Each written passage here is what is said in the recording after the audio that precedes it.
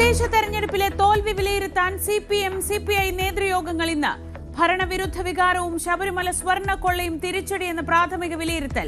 LDF യോഗം നാളെ. കോർപ്പറേഷനുകളിൽ mayor ചർച്ച തുടരുന്നു.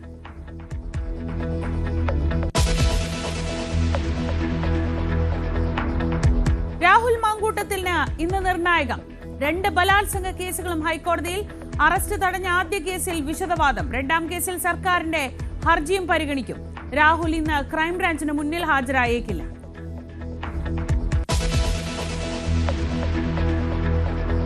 ശബരിമല സ്വർണ്ണക്കൊള്ളയിൽ ഉന്നതരുടെ പങ്ക് അന്വേഷിക്കാൻ SIT. ഉണ്ണികൃഷ്ണൻ പോറ്റിയെയും മുരാരി ബാബുവിനെയും കസ്റ്റഡിയിൽ വാങ്ങും. മുൻ എക്സിക്യൂട്ടീവ് ഓഫീസർ സുധീഷ് കുമാറിന്റെ ജാമ്യാപേക്ഷയിൽ ഇന്ന് വിധി. കേന്ദ്ര ഏജൻസിയുടെ അന്വേഷണം ആവശ്യപ്പെട്ട് UDF MPമാർ പാർലമെന്റ് കവാടത്തിൽ പ്രതിഷേധിക്കും.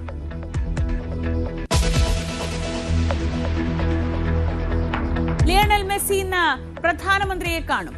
ചീഫ് ജസ്റ്റിസിനെയും കരസേനാ മേധാവിയും കൂടിക്കാഴ്ച. സെലിബ്രിറ്റി ഫുട്ബോൾ മത്സരത്തിന് ശേഷം നാട്ടിലേക്ക് മടങ്ങും.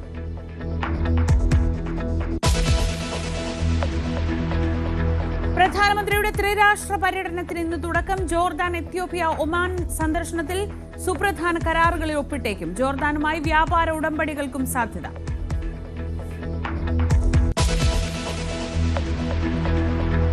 സിഡ്നിയിലെ ഭീകരാക്രമണത്തിൽ നടുങ്ങിയ ഓസ്ട്രേലിയ. കൊല്ലപ്പെട്ട് 16 പേർ.